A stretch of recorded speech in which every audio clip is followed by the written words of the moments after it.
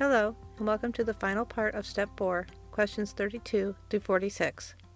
Anger. Anger can be a normal, healthy emotion. It is when we repress or inappropriately express our anger that we may experience feelings of frustration, anxiety, self-pity, and depression. If we stop and analyze what triggers our anger and how we express it, we can then begin to understand our behavior and learn how to change our reactions. Anger is a part of our recovery. It comes from fear, resentment, manipulation, hurt feelings, projecting, blame, worry, and loss of trust. One way to release anger is to forgive. We start by being willing. This allows us to live healthier lives spiritually, mentally, and physically. Members share thoughts on anger. Anger is frustration at my own powerlessness. I want things to go my way. Anger builds in me when I see how irrelevant my wants have become. It takes a lot of physical energy to be angry. When I am angry, it negatively impacts my health. I was angry for many years toward many people for many reasons.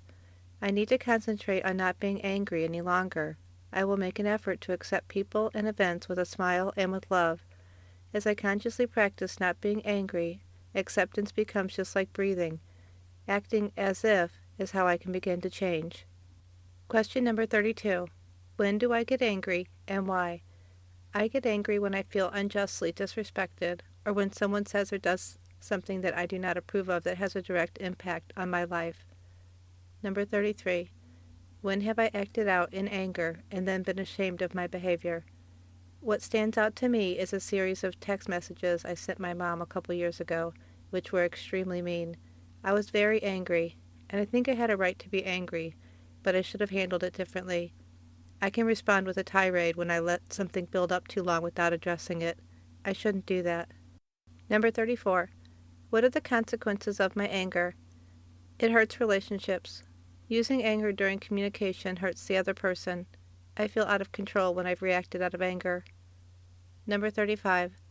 How has my anger affected me in a positive way? A negative way. Anger has enabled me to stand up for myself. It has also made me less patient and forgiving. Number 36. What steps can I take to control my anger? I need to avoid communicating with others when I am angry. I need to review what I can control and what is my responsibility to control. Worry. Worry is agonizing over people, places, and things we cannot control. It zaps us of our strength and brings on a sense of helplessness. Our what-ifs lead to worry, and vice versa. This may come from a lack of faith or hope. It causes some of us to project, leads to stress, and robs us of our perspective. We may also become anxious, troubled, apprehensive, fearful, uneasy, and nervous. Worry uses our energy in a negative way. We have the same thoughts over and over because we have no solution to the problems we are experiencing. It can be difficult to stop worrying. We can use the tools of our program to help change our focus. The more we concentrate on recovery, the better we feel and the less we worry. We learn to accept that we cannot change others or situations. As we work the program, we draw on the strength of our group, our sponsor, and our higher power to find peace and serenity. Members share thoughts on worry. I know I am worrying when I am obsessed with something over which I have no control. When I worry, I waste time I never can get back.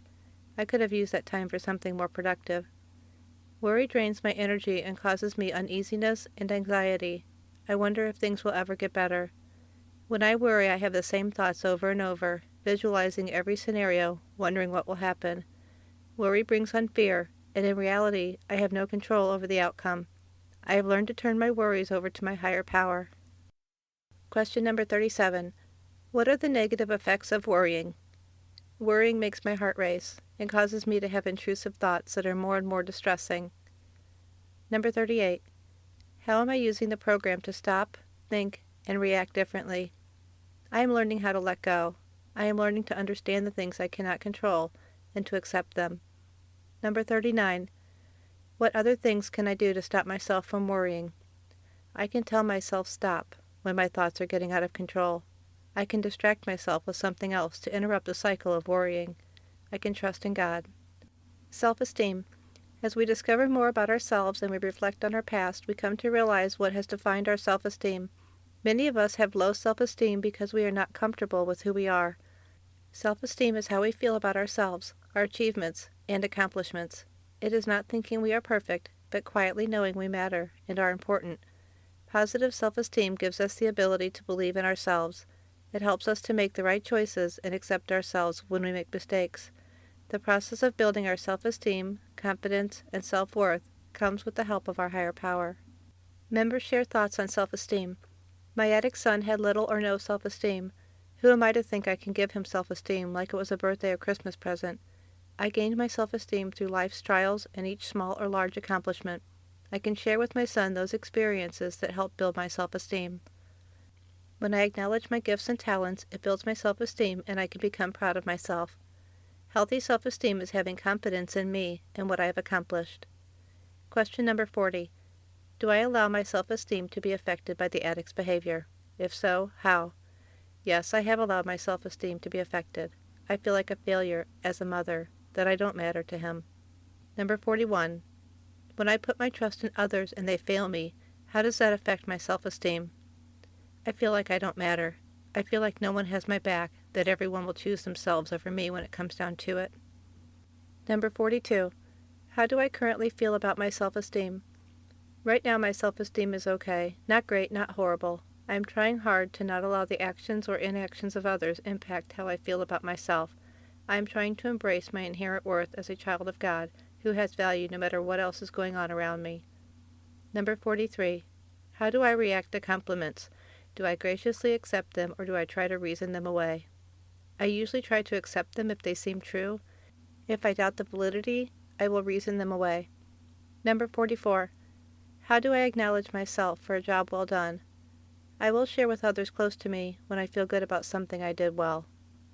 Number 45. How has working the first 3 steps helped me with my self-esteem? They've helped me learn to separate who I am from what I think, say, and do. Number 46. What can I do to build my self-esteem? I can replace negative self-talk with self-compassion. I can use gentle, positive affirmations for encouragement. A member shares a story of self-esteem. Before joining Nar-Anon, I never realized where my lack of self-esteem came from. I grew up in a home where my mother barked orders and I did what I was told. I made poor choices or good choices based on her opinion. I was an unhappy child with few friends and thought I was stupid, clumsy, and unlovable. While at college, I began to see that other people lived differently. I was making decisions on my own and dealing with the consequences. Without my mother around, I began to see myself in a new way. I married a man who accepted me. I grew as a person, developing a sense of self-value. As a mother, I gave my son the leeway I did not have as a child. However, he also struggled with self-esteem. When he became an addict, I was frantic trying to save him from the devastation he was causing in his life. By joining the fellowship of Nar-Anon, I began to see that in my anxiety I was trying to control his decisions through the same manipulation my mother had used on me. The destructive cycle had to be broken. As I did step work in the program, it became clear that the final piece of the self-esteem puzzle was letting go and letting God. I handed my higher power the resentments I had toward my mother and others who tried to control me. I committed myself to becoming a tolerant and loving person, working hard to decide what was best only for me and my life. My son, as he travels on his journey through life, must do so without my judgment and opinions if he is to develop a sense of self-respect. It is up to his higher power to guide him on his way. My job is to love him as a gift from my higher power and to share with him my experience, strength, and hope. Today I can laugh at life and myself without criticism. When others make negative comments, I can assess their viewpoints as their own, take what I like, and give the rest to my higher power. Nar-Anon gave me this option that has freed my soul. A Step 4 Story. Often I look back on my journey, remembering how I concentrated on the addict, what I could do for him, how I could relieve his pain, how I could fix what I thought were his bad decisions, how I could keep him out of jail, and how I could get him to realize the damage he was doing to himself and our family. After 3 years in the program, I attended a 4th Step weekend workshop. This weekend workshop had been announced many times in my group meeting, but I had previously decided it wasn't for me. I only went because another member asked me to attend with her. Much to my surprise, the weekend was not at all what I expected, but more than I could ever have imagined.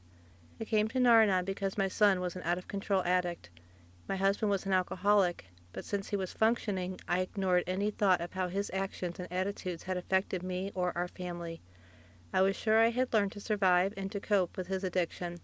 To my surprise, at this workshop, I found myself writing about my husband instead of my son. I never realized the pain, fear, and resentments that were deep inside me since I had pushed those feelings down for so long. For me, the writing workshop was like a timed release capsule. During the next year, I discovered so much more about myself. Slowly, my higher power helped me to deal with each new revelation and use it to move forward. As the Nar-Anon Program states, slowly new persons emerge, change is taking place. For me, the key to working the step was getting away so I could concentrate on what my higher power wanted me to learn. Working the fourth step helped me discover who I was, how I got here, where I was going, and what I wanted to accomplish as I followed this path of recovery. I have since attended this workshop many times, and each time I discover something new about myself. Nar-Anon is a wonderfully healing program. Reflections on Step 4. In Step 4, we are asked to acknowledge what we have done right and wrong. Prior to working the step, we developed a relationship with a power greater than ourselves. We trusted that our higher power was in control and we were not. This gave us the courage to search within ourselves. We became honest and willing to put our feelings on paper. Recognizing our faults allows us to do something about them in the future. For many of us, working Step 4 may be the first time that we direct our actions toward ourselves. Doing an inventory redirects energy we previously used to contain emotions we did not know how to address.